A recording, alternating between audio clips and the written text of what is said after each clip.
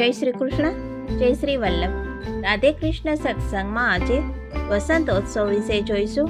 પણ તે પહેલાં આપ રાધે કૃષ્ણ સત્સંગમાં જોડાવા માંગતા હોય તો લાઈક કરજો, શેર કરજો અને સબસ્ક્રાઈબ કરજો, જેથી આવતા નવા તમામ પ્રસંગો આપના સુધી પહોંચી શકે. વસંત વિહાર એ વ્રજની રંગલીલા છે. આ વ્રજની રસલીલા છે. આ રંગલીલા અને રસલીલા કેવળ પ્રભુને આનંદ આપવા માટે છે. ભગવાનથી આનંદ મેળવવો એ એક વસ્તુ સ્થિતિ છે અને આનંદ સિંધુ પ્રભુને આનંદ આપવો એ બીજી પરિસ્થિતિ છે. આમ જુઓ તો આ રસલીલા આદાન અને પ્રદાનની છે. આનંદ લેવો અને આનંદ આપવો એ બે બાબત છે. ભક્તો પ્રભુ માટે પોતાનું બધું લૂંટાવી દે છે તો પ્રભુ પોતે પણ લૂંટાઈ જાય છે. પરસ્પર સમર્પણની લીલા એટલે જ આ વસંતોત્સવની લીલા. વસંત પંચમી એ મદન પંચમી છે. કામદેવના રતિના પ્રાગટ્યની પંચમી છે. નિર્ણયામૃત પુરાણ સમુચ્ય નામના ગ્રંથમાં આજ્ઞા કરી છે કે માઘ માસે નૃપ શ્રેષ્ઠ શુક્લાયામ પંચમી તિથૌ રતિ કામો તું સંપૂજ્ય કર્તવ્ય સુમોહત્સવ. મહા મહિનાની સુદ પંચમીના દિવસે રતિ કામનો બંનેનો ઉત્સવ કરવો જોઈએ. એની ટીકામાં શ્રી પુરુષોત્તમજીએ આજ્ઞા કરી કે સાક્ષાત કામદેવના સ્વરૂપમાં અહીં કૃષ્ણની જ પૂજા કરવામાં આવે છે. ગોપીજનો માટે કામદેવ બીજો કોઈ નથી, કૃષ્ણ જ છે. અને તે પણ સલક્ષમિક. રાધા વગરની માધવની લીલા તો અધૂરી હોય. રાધા સહિત માધવનો ઉત્સવ એ આ વસંતોત્સવ છે, રસિકોત્સવ છે.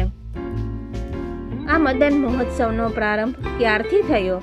શું આ પાંચમથી થયો? ના, શરદ ચાંદ્ર ઋતુ દાન એકાદશીના દિવસથી શરૂ થાય છે. એટલે કે મદન મહોત્સવનો પ્રારંભ દાન એકાદશીથી થાય છે. દાન એકાદશીથી પ્રારંભ થયેલો આ ઉત્સવ ઠેઠ ડોલ ઉત્સવ સુધી ચાલે છે. ત્યાં સુધી અદ્ભુત અલૌકિક આનંદની એક રસયાત્રા ચાલે છે. કન્યામાં જ્યારે સૂર્ય આવે ત્યારે શરદ ઋતુનો પ્રારંભ થાય છે. ચાંદ્ર શરદ ઋતુમાં દાન લીલા શરૂ થઈ. સૂર્ય શરદ ઋતુમાં રાસલીલા શરૂ થઈ.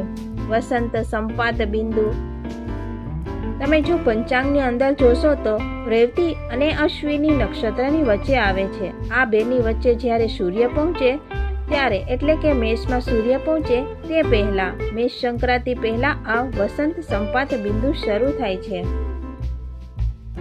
મધુ માઘ માસો ચૈત્ર અને વૈશાખ એ બે માસ વસંત ઋતુના છે. આપણે ચૈત્ર નહીં પણ વ્રજનો ચૈત્ર ફાગણ વધથી વ્રજનો ચૈત્ર માસ શરૂ થાય.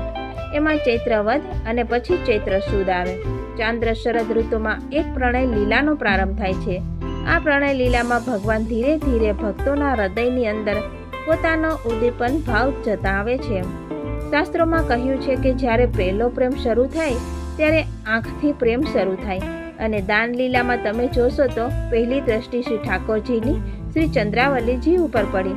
ગોવર્ધનના શિખરે બિરાજ્યા હતા. ચંદ્રની આવેલી એટલે કે હજારો ચંદ્રોની કિરણાવલીઓ જેટલું સૌંદર્ય જેના મુખારવિંદ ઉપર પથરાયું છે એનું નામ જ ચંદ્રાવલી. વસંત ઋતુ હોય કે દાન લીલાની ઋતુ હોય, આ બંને લીલાઓ પરકીયા ભાવવાળી છે. સ્વામીની ભાવ વિશિષ્ટ સ્વકીયા ભાવ અને સ્વામીની ભાવ વિશિષ્ટ પરકીયા ભાવ. આવા બે ભાવ છે. તેમાં ભક્તો કોઈ પરકીય નથી. બધા જ ભક્તો પ્રભુની લીલામાં પોતાના છે.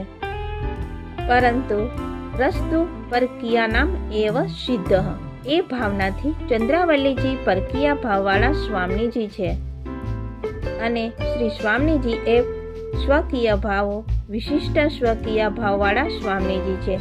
આ બંને ભાવો તમે દાન લીલામાં જોશો અને વસંત લીલામાં પણ જોશો. કારણ કે દાન લીલામાં આ બંને ભાવોનું દાન કરીને અને વસંત લીલામાં પણ આ બંને ભાવોનું દાન કરીને પ્રભુ પોતે એમના દ્વારા પરમ આનંદનો અનુભવ કરે છે.